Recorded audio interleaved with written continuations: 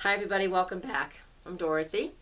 I'm a professional astrologer, and you can find me on the web at nhastrologer.com, and there you can read this forecast. So today I'm going to talk about the eclipse on October 23rd. It's a new moon eclipse, and I'm going to give you the brief information, the basic information about that eclipse in the beginning of this video, and the other part of this video, hopefully it will flow smoothly. It will be about each of the zodiac signs, so you'll get a little more personal information, so you'll be able to read or hear about your sun sign and or your rising sign. Okay, so if you don't know what your rising sign is, just give me a quick email with your birth date, time, and place, and I will tell you what your rising sign is, and I will tell you where this eclipse is located in your chart, so you'll know which video to watch, which is best for you.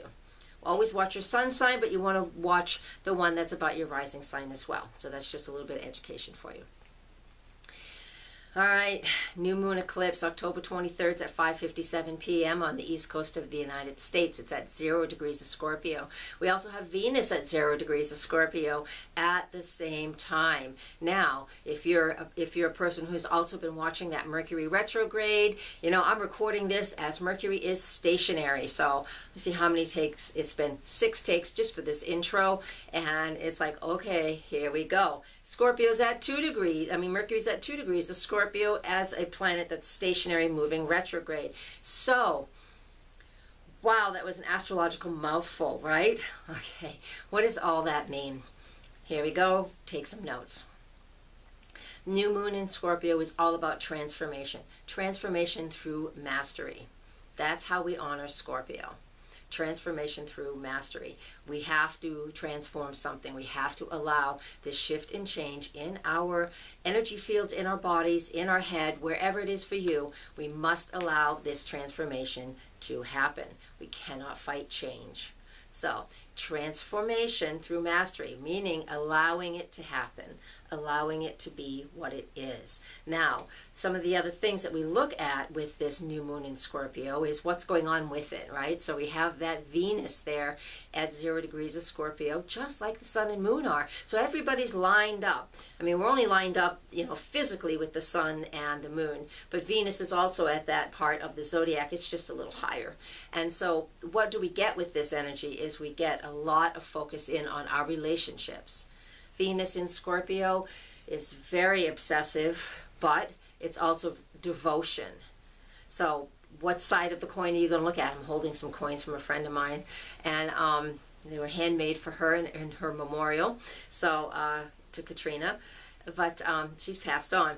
And so, that's kind of an analogy that I get with this information, with the new moon all about creating new things, and that Scorpio is all about change and transformation, two sides of the same coin. So we've got to allow things to leave and shift and change before the new things will come in. So what departments is all of this going to happen on? Well, mainly because of the scorpionic energy that this is, mainly what it comes down to is all about its sex. It's our soulmate relationships. Again, mastery of transformation. It's all that Scorpio 8th house Pluto energy. All right, so we need these changes to happen. Even financial partnerships comes up with this because Venus is there. Love, sex. I already mentioned the sex part. That's because of Venus and Scorpio. Scorpio rules sex. Venus is love. All right, and even power struggles that we might be having with somebody else. All of these things are things that we should be focusing on, and usually it's just in front of us, whether you recognize it or not, but it is what is going on around us. And if you feel you need to use this energy, then I recommend you do it. Eclipses are powerful, new moons and full moons. This one's the new moon. They are very, very powerful because we're in perfect alignment with them on the physical plane. So that will help us to shift into what it is we need to shift into. All right, Scorpio is a water sign, so emotions are involved. The moon in Scorpio, not the best place for the moon, but because we become overly emotional. All right, maybe dramatic. All of these things are the things that are happening around all of us. So use this use this new moon eclipse to your advantage and to the best of your ability by allowing the transformation to happen and allowing and setting some goals for yourself. All right, go to my website and read all the details there too. So next, I'm going to talk about each zodiac sign. So hang on.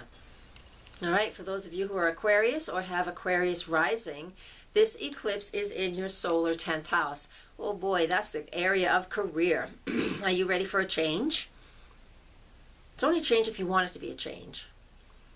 This is a really important place for you, because if you have this eclipse in your 10th house, it's already there when you were born, so you already understand the energy of this anyways. This isn't new, it's just bringing something to your attention. All right, something what? What's this something I hear you say? And listen, go back and listen to it all over again if you didn't hear any of the key words I already mentioned. You know, what's changing? It's transformation through self-mastery. Do you need to do something at work, or do you need to learn something so you could feel more at ease at your job, so you don't feel so insecure at what you're known for and your job and what you're doing? That's one thing, all right, that you can look at.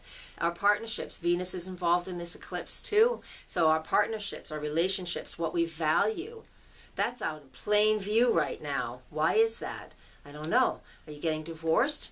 That usually is pretty public for most people. Are you getting married? That's really public too for most people. All right, so you can see that's a change in social status.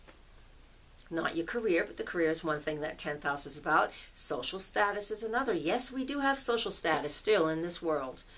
And that's one of them. Am I married? Am I divorced? Am I a single person? What am I? Am I a widow? Am I a widower? That's a social status. So, with an eclipse in your solar 10th house, Aquarius, it is all about that shifting and changing.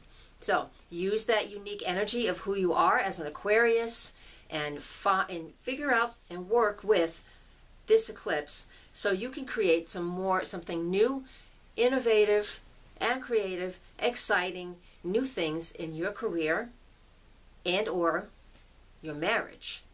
And I say marriage again because it is partnership part of the chart because of our social status. All right? Hope that makes sense for you. You can place comments here if you like. Thank you for watching. Come to my website, nhastrologer.com, and I will see you there. Maybe. Blessed be. Namaste.